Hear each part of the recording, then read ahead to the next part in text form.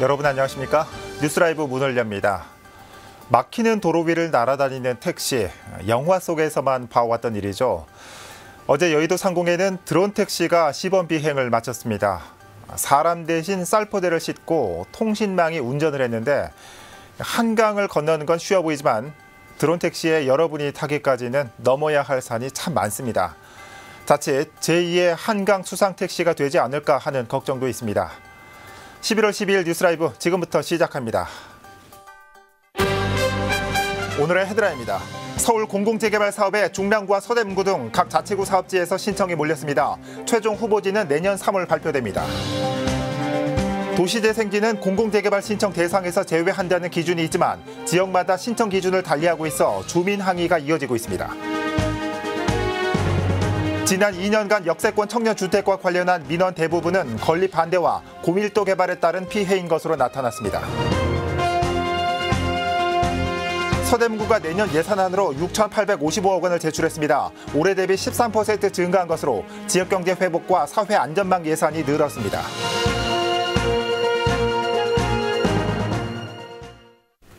최근 서울 곳곳에서 정부의 공공재개발 사업 공모에 신청했다는 소식 전해드리고 있습니다.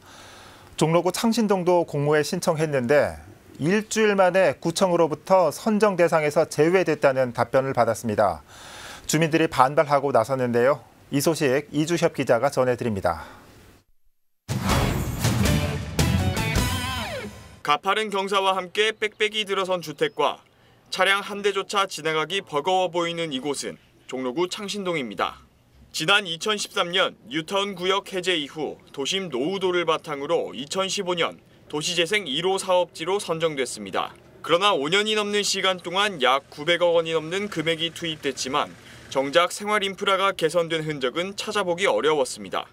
도시재생 사업의 일환으로 이렇게 마을 곳곳에는 벽화를 그려놓고 또 여러 문화시설이 들어서긴 했지만 실질적으로 삶의 질이 높아지는 데는 그다지 도움이 되지 않는다는 목소리입니다. 지역 주민들은 낡고 경사지고 빽빽하게 만들어진 지역 특성을 개선하기 위해선 거치레를 위한 도시재생이 아니라 전체를 뜯어고칠 수 있는 재개발이 시행돼야 한다고 말하고 있습니다. 여기는 재개발해야 되는데 왜 재생사업을 하려고 그러지? 지금 이런 동네 젊은 사람들 살겠어요? 다 좋은 데로 가버리고 옛날에 터잡아 사던 영감 한 마리들은 살고 앉았지. 일부 창신동 주민들은 정부의 공공재개발 사업에 참여하기 위해 준비위원회를 조직하고 지난 4일 주민 동의율 25%로 공모 사업에 신청했습니다. 하지만 정부는 이미 도시재생 사업이 진행되는 지역은 선정 대상에서 제외하겠다고 밝힌 상태. 아니나 다를까 지난 10일 구청으로부터 도시재생 지역이기 때문에 신청 대상에서 제외됐다는 공문이 내려왔습니다. 도시재생으로 인해서 지금 공공재개발을 못한다는 것 자체가 참 그건 아닌 것 같고요. 우리가 주민이 주인이잖아요. 예, 정부나 서울시나 구청이나 이런 분들은 어떻게 보면은 주민들에게 봉사를 하기 위해서 만들어진 집단이기 때문에 창신동 공공재개발준비위는 구청의 이 같은 조치에 반발해 오는 13일 종로구청 앞에서 기자회견을 열고 공식적으로 항의에 나설 계획입니다. 숭인 1동과 용산구 서계동, 구로구 가리봉동 역시 도시재생지구지만 이번 공공재개발 공모에 접수했습니다. 딜라이브 서울경기 케이블TV 이주협입니다. 중랑구 면목동 일부 지역 주민들도 공공재개발 참여를 신청했습니다. 토지주 등 소유자 54%의 동의율로 접수됐는데 중랑구는 곧바로 타당성 검토에 들어갔습니다. 천서연 기자입니다. 중랑구 면목동 527번 지대입니다. 용마산 자락을 따라 조성된 다가구 밀집 지역입니다. 대부분의 주택은 지어진 지 30년이 넘어 낡았고 비탈길을 따라 조성된 골목길 역시 좁고 비좁아 통행이 어렵습니다. 이 주변으로는 재개발이 다 된 재건축이 다 된 상태잖아요. 근데 이쪽만 남아가지고 올라다니기 힘드시고 소방도로도 없고 그러다가 이제 아파트 지어서 좀 편하게 좀 가고 싶다. 중랑구 면목동 527번 지대 주민들이 공공재개발 사업을 신청했습니다.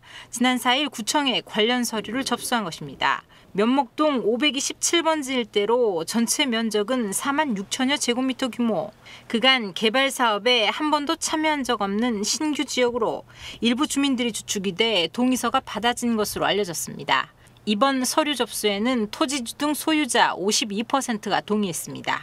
지난번에 민간으로 한 적에도 민영으로 하려고 할 때도 자발적으로 65% 이상 받았어요. 그렇기 때문에 공공으로 이렇게 하면서 구청은 접수된 서류를 바탕으로 타당성 검토를 진행하고 있습니다. 주거정비지수 등 구역 지정 요건이 충족하는지 살피는 겁니다. 이후 서류는 구청장 추천과 함께 서울시로 올라갑니다. 이렇게 양호한 상태는 아닌 것 같아요. 보니까 도로도 좀 좁은 도로도 많고 폐기탈이고 서울시에서 뭐 검토를 해달라는 분들이 있어요. 그래서 그 부분들을 검토를 해가지고 특별한 사항이 없으면 추천을 해서 보내주려고 생각하는 거죠. 한편 신규 지역의 공공재개발 사업 최종 후보지는 내년 3월 발표됩니다. 딜라이브 서울경기 케이블TV 천선입니다. 이처럼 서울 공공재개발 사업에 당초 예상보다 많은 70곳에서 신청을 마쳤습니다. 연희동과 홍제동 등 서대문구 5곳의 지역도 사업을 신청했는데 서대문구도 다음 달 초까지 해당 지역의 노후도와 재개발 타당성 등을 조사해 서울시에 추천한다는 계획입니다. 보도에 조성협 기자입니다. 서대문구 연희동 721-6번지 일대입니다. 지어진 지 40년 된 아파트를 비롯해 구릉지를 따라 주택가가 밀집한 곳입니다. 최근 이곳은 전체 700가구 중 50% 이상의 주민 동의를 받아 정부의 공공재개발 사업을 신청했습니다. 80% 가까운 노후도를 보이는 지역이지만 구릉지다 보니 사업성이 떨어져 일반 시행사를 통한 재개발은 힘든 상황. 공고에 보면 이게 구릉지는 그래도 다른 지역보다는 우선 검토 지역이라고 그렇게 검토를 한대요. 그래서 그 부분이 저희가 혹시나 적용이 돼서 좀 유리한 위치에 있지 않을까 싶기도 했고. 연희동을 포함해 충정로 3가와 홍은동 48번지, 홍제동 456번지 일대 등 서대문구에서만 5곳이 공공재개발을 신청했습니다. 신청 접수를 받은 서대문구는 다음 달 초까지 각 지역의 건물 노후도와 재개발 여건 등을 조사할 예정입니다. 조사 결과 조건에 충족하지 못하는 지역은 대상에서 제외합니다. 그 여러 가지를 봐가지고 이제 재개발 충족 요건이 되는지 안 되는지 확인한 다음에 안 되는 구간은 이제 안 된다고 이제 민원을 통지를 하고 되는 구간은 이제 시에다 추천을 보내는 거거든요. 공공재개발은 인허가 과정이 일반 재개발에 비해 단순하고 추가 분담금 부족분을 공공이 부담하는 등의 혜택이 많은 만큼 현재 60곳 넘게 신청한 상황. 공공재개발 예정지 발표가 내년 3월로 계획된 가운데 재개발 요건을 충족하기 위해 추가 동의를 받는 등 주민들의 움직임도 바빠지고 있습니다. 한편 정부는 사업지 주민 내부 갈등이나 투기 수요가 몰릴 가능성을 감안해 전체 사업지 명단은 공개하지 않을 방침입니다. 딜라이브 서울경기 케이블TV 조성엽입니다. 지난 2년간 역세권 청년주택과 관련해 서울시에 제기된 민원 중 대부분은 건립 반대와 불편 호소 민원인 것으로 나타났습니다. 서울시회 노식례 의원에 따르면 고밀 개발에 따른 주변 주택가 피해 관련 그리고 건립 반대 민원이 전체의 75%를 차지했습니다.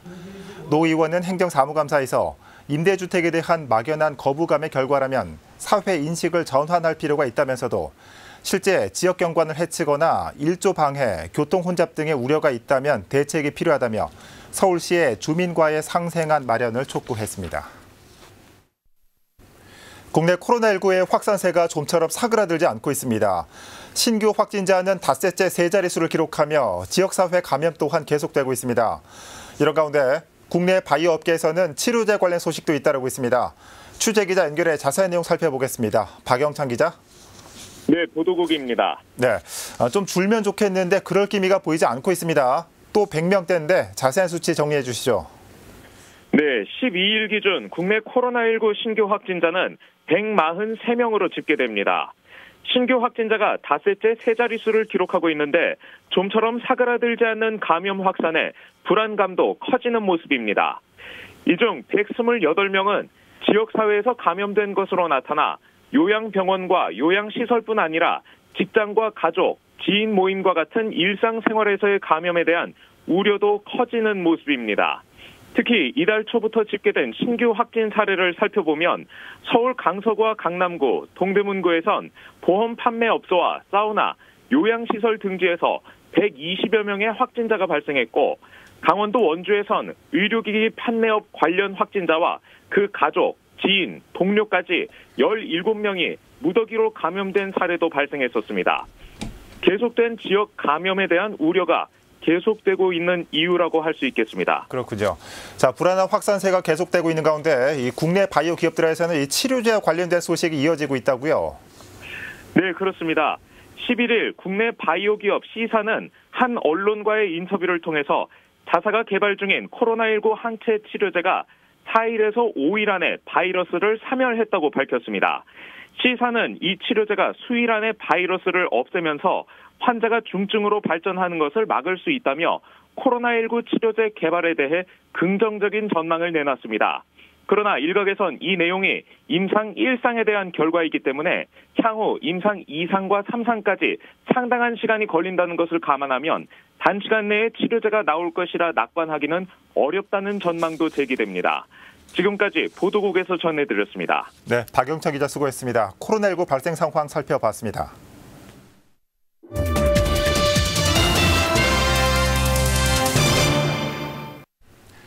서대문구의회 제267회 정례회가 37일간의 일정으로 개회했습니다. 이번 회기에서는 내년도 서대문구 예산안 심사와 의결, 조례안과 개회관 등 29건의 안건을 처리할 계획입니다. 보도에 조성협 기자입니다. 서대문구가 의회에 제출한 내년도 예산안은 6,855억 8천만 원, 전년 대비 13.02% 증가한 금액입니다. 예산안은 크게 5가지 항목으로 지역경제 회복 지원과 사회안전망 확충, 서대문형 뉴딜 사업과 주민 편의시설 확충 등입니다. 특히 홍제 지하보행 네트워크 조성에 110억 원, 천연 충현 도시재생 사업에 87억 원 등을 편성했습니다. 내년도 예산안 총 규모는 전년 대비 13.02% 증가한 6,855억 8천만 원입니다. 의원 여러분께서는 예산 편성 배경과 취지를 헤아리시어 의회는 이동화 의원을 예결위원장으로, 최원석 의원을 부위원장으로 선출해 다음 달 17일까지 심사와 의결을 거칠 예정입니다. 이번 회기에선 23건의 조례안과 1건의 동의안 등 29건의 안건도 처리합니다. 차승현 의원이 아파트 경비 노동자의 고용 안정과 인권 보호를 위해 발의한 공동주택 노동자의 고용 안정 및 인권 보호 조례안과 이종석 의원이 대표 발의한 중고등학교 신입생에게 교복과 도서 구입 비용 등을 지원하는 서대문구 입학준비금 지원 조례안 등이 상정됐습니다. 37일간의 일정으로 열리는 이번 정례회에선 이달 19일부터 행정사무감사도 열어 한 해 동안의 집행부 업무 실적도 확인할 전망입니다. 딜라이브 서울경기 케이블TV 조성엽입니다. 성북구 종암동 문화공간 264에서 264 시인 친필전이 열리고 있습니다. 전시 제목이기도 한 바람의 마음은 선생이 남긴 친필 원고 2편 가운데 하나입니다. 박선화 기자의 보도입니다. 일제강점기 독립운동가이자 불후의 명작 청포도와 광야를 쓴 264 시인. 264 시인은 일제탄압이 극에 달했던 1939년 성북구 종암동에서 생활했습니다. 독립운동 전개와 청포도를 발표한 곳도 바로 종암동 시절입니다. 성북구와 264의 인연은 그렇게 시작됐습니다. 그리고 80년이 훌쩍 지난 지난해 12월 성북구에는 264를 기리기 위한 문화공간 264가 문을 열었습니다. 이달 3일부터는 264 시인이 남긴 친필 원고 2편 가운데 한 편이 선보이고 있습니다. 바다의 마음은 시대의 격동과 시인의 긴박했던 감정을 고스란히 엿볼 수 있는 작품입니다.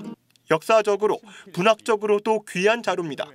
264의 시 중 친필 원고가 남아있는 시는 단 2편인데요. 그 시대의 긴박한 시대상과 또 격동적인 264 선생님의 마음을 투영한 또 풍부한 어휘를 지니고 있는 작품입니다.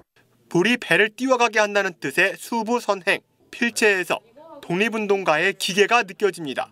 현존하는 264 시인의 유일한 휘호로서 독립운동 자금을 지원한 외삼촌께 선생께서 답례로 쓴 글씨입니다. 물이 배를 띄워가게 한다라는 뜻으로 독립운동 자금 지원을 해주신 외삼촌 허발 선생에게 264 선생님이 답례로 보냈던 휘호입니다. 이 밖에도 264 시인께서 친구 신석초 선생께 보낸 친필 엽서도 전시되고 있습니다. 한편 성북구는 주민자치위원회와 인근 대학교 등과 함께 264 예술공원 조성을 계획 중이라고 밝혔습니다. 딜라이브 서울 경기 케이블 TV 박선아입니다. 노원구 수건사업 중 하나인 창동 차량기지 개발이 본격적인 시동을 걸었습니다. 최근 서울대 학교 병원과 업무 협약을 맺으면서 세계적인 바이오 의료산업단지로 한 발짝 다가섰습니다. 이승준 기자의 보도입니다. 노원구와 서울대학교 병원이 바이오 의료산업단지 조성을 위한 업무 협약을 맺었습니다. 이번 협약으로 두 기관이 TF팀을 구성해 내년 1월부터 함께 사업을 추진합니다. 분원이나 연구센터 건립 등 단지 조성에 전체적인 밑그림을 그려나갈 계획입니다. 바이오메디컬 클러스터 사업을 장기적으로 진행하게 된 것은 굉장히 시의적절하고 앞으로 우리 대학 여기 노원구뿐만 아니라 우리 대한민국을 끌어나가는 굉장히 중요한 시금석이 되지 않을까 이렇게 생각을 합니다. 서울 바이오 의료산업단지는 창동 차량기지와 도봉운전 면허시험장을 합친 부지에 조성됩니다.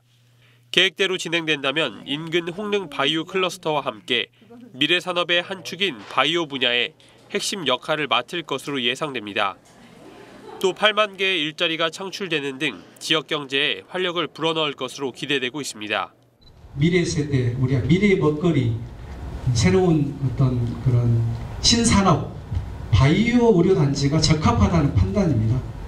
반도체, 자동차, 바이오를 미래 성장 동력 사업으로 삼는데 바이오가 가장 일자리 창출 능력도 좋고. 다만 넘어야 할 산도 있습니다. 도봉운전 면허시험장 이전을 두고 의정부 시민들이 반대하고 있으며 5개월 앞으로 다가온 서울시장 보궐선거에 따른 정책 리스크를 극복하는 일입니다. 의정부 시민단체나 시민들의 반대에 부딪혀서 조금 난항을 겪고 있습니다만 약간의 진통이 있긴 합니다만 올해 말까지 저희가 잘 해결하기 위해서. 노원구의 미래 100년 먹거리가 달린 창동 차량기지 개발. 첫 걸음이 시작된 가운데 변함없이 추진될 수 있을지 이목이 집중되고 있습니다. 딜라이브 서울 경기 케이블 TV 이승준입니다. 중랑구로의 이전이 예정돼 있는 SH서울주택도시공사.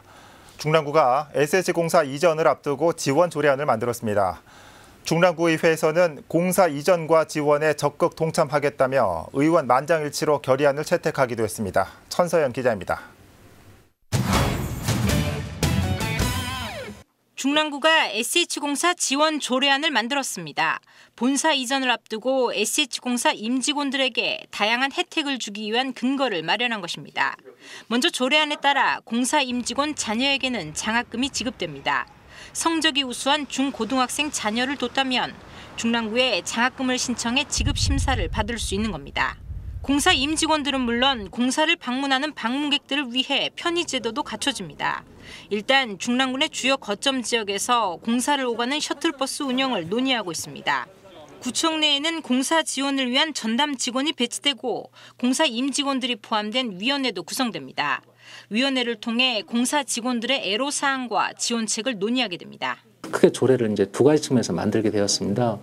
하나는 SH 임직원들에 대한 통근이라든지 임직원들의 자녀분들이 여기서 정착할 수 있는 그런 조금 도움이 되고자 해서 처음에 조례로 만들어서 그 법적 근거를 이분께 확실히 마련했다. 이렇게. 중랑구 의회에서는 SH공사 이전을 위한 결의안이 채택되기도 했습니다. 공사 이전과 안착을 위해 구의회도 적극 협조하겠다는 것입니다. 이에 따라 집행부는 공사 지원에 관한 다양한 사업을 진행하면서 예산 심의 부담을 덜 수 있게 됐습니다. 우리 중랑구의회 의원 일동은 서울주택도시공사 중랑구 이전의 추진 동력 확보를 위해 다음 사항을 결의한다. 하나, 중랑구의회는 서울주택도시공사의 원활한 이전을 위한 집행부의 행정적, 재정적 지원에 대해 적극 지원한다. 한편 SH공사의 중랑구 이전을 위한 도시계획 변경 결정안은 이달 중 통과를 앞두고 있습니다. 딜라이브 서울경기 케이블 TV 천선입니다. 국민의힘 소속 박준희 전 송파구청장이 야권에서 처음으로 서울시장 출마를 공식 선언했습니다. 박 전 구청장은 어제 국민의힘 중앙당사에서 출마 기자회견을 열고 대한민국의 심장 서울에 다시 희망을 불어넣어 정권 교체의 마중물이 되겠다며 출마를 선언했습니다. 박 전 구청장은 주요 공약으로 감염병과 미세먼지 제로, 전일 보육제 등 맞춤형 교육, 그리고 서민 주거 안정과 좋은 일자리를 내세웠습니다. 종로구는 지난 10일 종로 노인종합복지관에서 2020 시니어 슈퍼스타 종로를 개최했습니다. 코로나19를 적극적으로 극복하는 어르신들이라는 주제로 열린 이번 행사는 예선을 거쳐 선정된 10팀의 경연 무대로 꾸며졌습니다. 어르신들을 응원하는 취지로 뮤지컬, 아모르 파티의 배우 등 초대 가수들의 재능 기부 무대도 함께 펼쳐졌습니다.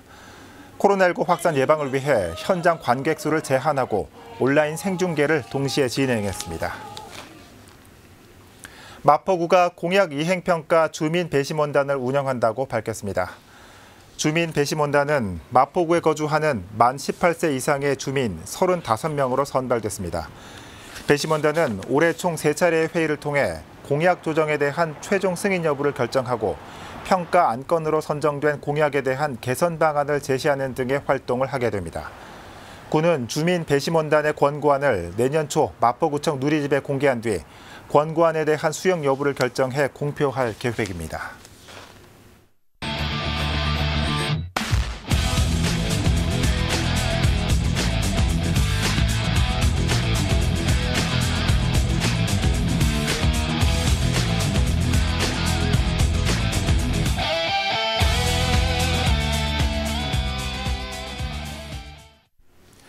일교차가 10도 이상 커지는 날씨가 이어지고 있습니다. 다음 주 수요일 비가 내리기 전까지는 건조한 대기도 이어집니다. 감기 걸리기 딱 좋은 환경인데 아무리 해도 지나치지 않는 건강관리 힘쓰시길 바랍니다. 뉴스라이브 마칩니다. 시청해 주셔서 고맙습니다.